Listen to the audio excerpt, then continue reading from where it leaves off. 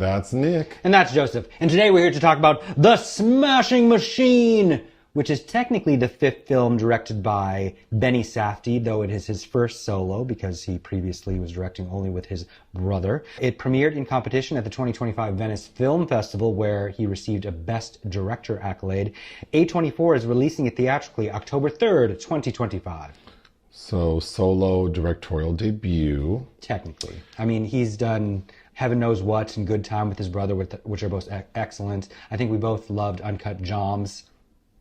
Sure. Mm-hmm. What is The Smashing Machine about? The story of mixed martial arts and UFC champion Mark Kerr. That's it. What is your pull quote? Except it's not, really. But it's not. A strangely uneven script which tries to avoid the standard cliches of the sports biopic and only adds to an essence of detachment from its subject also hinders the intentions of paying tribute to a neglected UFC pioneer. Mine. Dwayne Johnson gives a lovely performance, but The Smashing Machine leaves the story in the shadows. One might be better off watching the HBO documentary of the same name instead. From 2002, yes. So, you saw this in Venice? Yes, so now I've seen it twice. And then you saw it again yesterday. I saw it for the first time yesterday. At the screening, Benny Safdie, Emily Blunt, Dwayne Johnson, and Mark Kerr were there. Yes. And Benny Safdie gave a very long-winded answer as to why he wanted to do this story. But basically, he said Dwayne Johnson approached him about the documentary, said he wanted to play that character. Benny Safdie watched the documentary and thought, I have to make this movie. This man is such a complex figure. He's so genteel and sensitive, but also like this smashing machine. So I want to tell that story. But he didn't. I feel like I don't know anything about this man. It's set between 1997 and 2000. Yes. Dwayne Johnson plays Mark Kerr.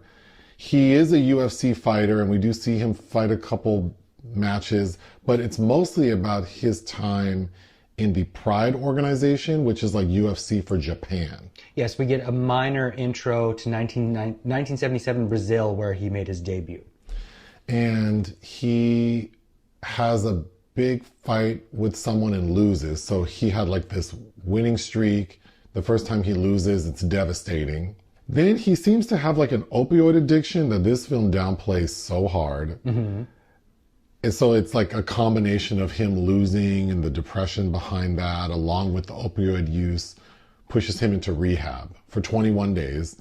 We literally see him walk into rehab and walk right out 21 days later. Yeah, don't know what kind of transformation might have happened. But he seems to be cured. But not, except no.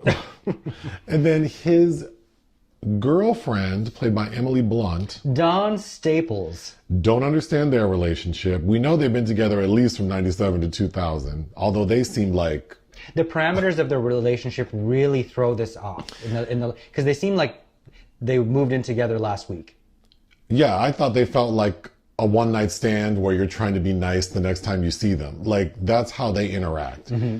But everything, I guess, culminates in him preparing for, like, the big fight at the end of the movie. Although there's no build-up to this fight. Again, and I think it's because it's resisting... You see him resisting those kind of training montage for the most part until he can't really avoid that, Benny Safdie. But then there's no lead-up to anything, really. Everything comes to a head because as he's back at home and then subsequently going to go back to Japan to fight, he's going to have a rematch with the man who whooped his ass and caused him to go into a depression. But then he gets into a fight with his girlfriend because he feels like she doesn't support him in his sobriety. So he asks her to leave. And this lady grabs a gun and acts like she's going to shoot herself. But he's able to get the gun from her. And then runs to the bathroom and tries to down some pills. And then I guess he calls the cops because the next scene are the cops carting her away. Yep. And then we end up in Japan. She gets a 5150? Like what's... And then Mark Kerr loses the fight, so he doesn't even make it to the final rounds. Mm-hmm. Although if he had, he would have fought his best friend, Mark Coleman. And then his best friend is a big part of the movie. Played by Ryan Bader, who is also is in actuality not an actor, I think, which is evident from this film, but a mixed martial artist. His friend actually wins the main prize. And then we flash forward 25 years and we see the real Mark Kerr. In Scottsdale. at what looks like a Northgate market in the parking lot, pushing his groceries to his Ford pickup truck. And then we get copy that says that he retired in 2009. So I don't know what happened for the 9 years after the story ends. That even though he separated from his girlfriend, they shortly got married. After this, yeah. After the 2000 incident, and stayed married for 6 years. Had a child. And the thing that caught me off guard the most is that it says that he, Mark Kerr, and Mark Coleman were pioneers in the sport. I think the whole point of what Benny Safdie's trying to do are wrapped up in those sentiments at the end, because there's another statement about how they were pioneers and contemporary athletes in this arena make millions of dollars in endorsements, etc. And these two have kind of gone unknown and reaped the benefits of, their trailblazing. When the movie ended, I felt like, and the person you saw it with in Venice had the same feeling of like, what was the point of this again? What was the point of this story? Because it really, I don't feel like I understand this man, his contributions. I don't understand. Dwayne Johnson is, as an actor, I really like him, and he's very lovely in everything I see him in, and that includes this film. Even Jungle Cruise, in which he co-starred with Emily Blunt? But he comes across as this gentle giant. And in the opening of the film, when they're in Brazil, and I guess he's supposed to be a man in his late teens, I don't know, but he is explaining what it feels like to win. And I thought that's the most effective writing in the movie. Yes, and that is a 1997 interview transposed upon that footage from 77 to kind of introduce us to him. My headline for my review that I wrote after this was Raging Lull. But I think we might come across, I don't think it's a bad film. I just think it's really strangely constructed.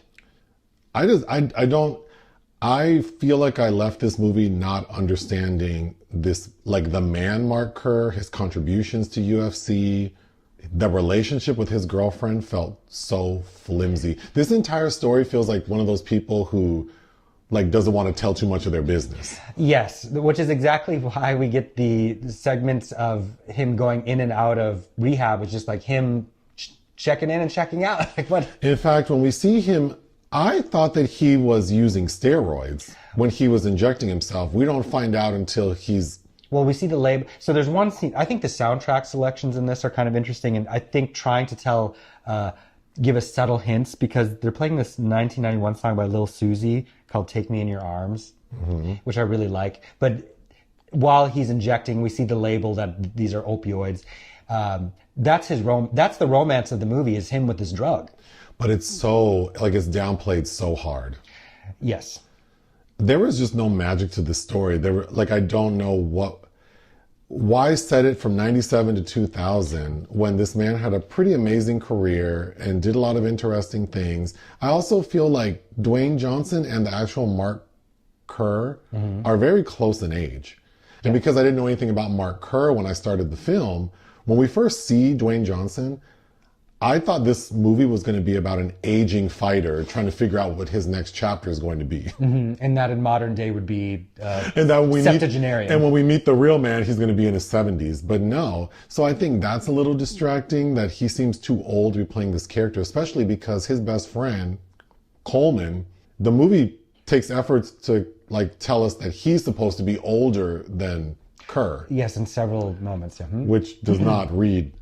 No, not visually, at all. Not at all. Just kind of like with casting with Emily Blunt, who of course co-starred with Benny Safdie in Christopher Nolan's Oppenheimer, right? So you see all the connections behind the scenes of how this finally got kind of spackled together. But I think she's miscast, or it's not even a problem with her casting or essentially her performance. The problem is the script and maybe how she's directed. But she's too well coiffed to play this woman believably, I believe. I mean, she didn't work for me, but I think that's also because this character, I just feel like this relationship makes no sense. She is plucked and pulled, but she's also like a kept lady. That's the other thing, But is she? We know nothing about her. How long? Well, they live in a beautiful house in Phoenix. He drives a nice car. She drives a nice car. She's reading Nevada bar novels by the pool. Yeah, it seems like she doesn't work. So she's kept. So, I mean, I guess it would make sense that she looks like someone who's pampered. But I don't think she was bad, like her performance. I don't understand their relationship. She's, in incredibly good shape. We see her eating funnel cakes. Goes out on, as we're told, we don't really see it, an all-night bender. It's like, this woman doesn't look like that is what happens to her body ever. So when we see, I think, I do think Dwayne Johnson seemed a little old for this role. I also think as he changes, because at one point, Mark Kerr, the character in the movie, buzzes all his hair off. So then it's just like Dwayne Johnson with, I don't know if they gave him like prosthetic. Like a forehead? I thought they gave him a prosthetic brow and nose. Mm-hmm. Was it just me, or did it seem like the prosthetics looked different from beginning to end? It did, because there were moments where I was lulled into Dwayne in this fashion, and then all of a sudden be like, oh, that's The Rock. Like, he looks markedly different. Yes. Yeah. So yeah, but I wasn't paying. The other thing is, usually in these kind of biopics, the actor, some Hollywood type is playing a real life person. So they usually look, better than that real life person. But in this instance, the real Mark Kerr, I think, looks different. I think he's better looking. But the point is, he's younger in the period that we're seeing him. I thought a good person to play him would have been the kid from I Know What You Did Last Summer. Who's about to be in Him, yeah. Yeah. And then maybe Dwayne Johnson could have played modern day Mark Kerr talking about his career. I just don't think the script makes sense. Well, no, and I guess, again, to pick these 4 years where he's, I guess, having a existential transformation, right? Because it's his first loss. He has this tumultuous relationship, and he learns to, he basically kind of circumvents, and I think it's very unclear also because I think we disagreed. I think he might have thrown that fight to not confront his friend. The way that it is choreographed leaves it ambiguous to me. Let's talk about the final fight. So it's in Japan. It's a rematch between Mark Kerr and the man who caused him to have his first loss 2 years prior. Well, eventually he fights him, but yeah. So he makes it to like the semifinals, and then they have another match where it's like there are 4 of them or whatever in the finals, and the winner gets $200,000. So all the hype in the media in Japan around this fight is that, oh my gosh, what if Mark Kerr and Mark Coleman get to fight each other? But Kerr loses the first fight, so he's out. Mm-hmm. And so juxtaposed between Mark Kerr getting treatment from the doctor because he needed stitches, we see Coleman fighting, and he wins the fight very easily. Mm-hmm. And it's the first time this fight is televised in North America. But when Kerr gets beat up, while he's getting beat up, we see that he's having visions of like fighting with his girlfriend, his drug use. Mm-hmm. So I don't agree with your assessment, because the final scene is Mark Kerr in the showers after he gets his stitches, and he's laughing. Well, it's like, is he laughing or crying? Well, it is ambiguous to a degree, but I think that he realized that he lost focus. Yes, and I think he gave up though in that moment, and because he trained for that first fight to get him back in the finals in LA with Bas Rutten, who's playing himself basically. And then when he wins the fight so he can go on to the finals, his trainer says, are you sure you don't want to just stay in Hollywood with me and like stay focused and stay clean? And Dwayne's like, no, because my girlfriend, Mark Kerr says no, because my girlfriend wants me to go back home. Mm-hmm. And then they get the big fight that leads to her attempting to kill herself, is that she sees that his sponsor and his buddy's trainer call him. Mm-hmm. And she assumes, also because she was listening to his answering machine messages, that they're concerned that being back home with her will be detrimental to his training. Which it is, because we see him holding a beer while she's preparing for a party with all this food. Uh-huh.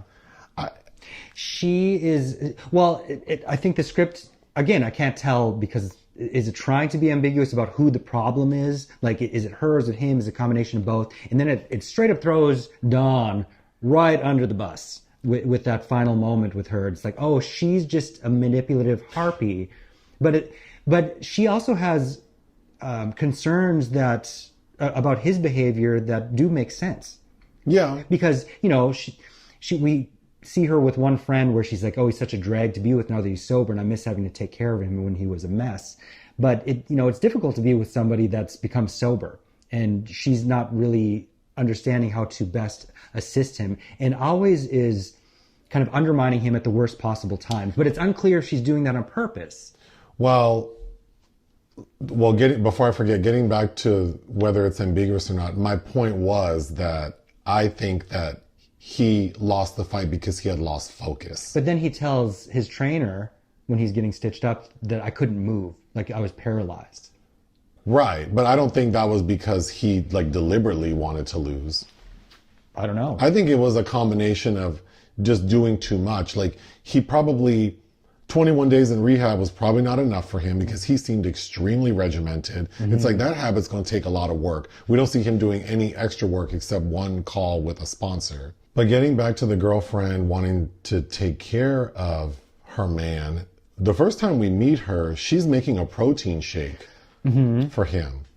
And so it seems like, oh, aren't they sweet and lovely? Like she's his little helper.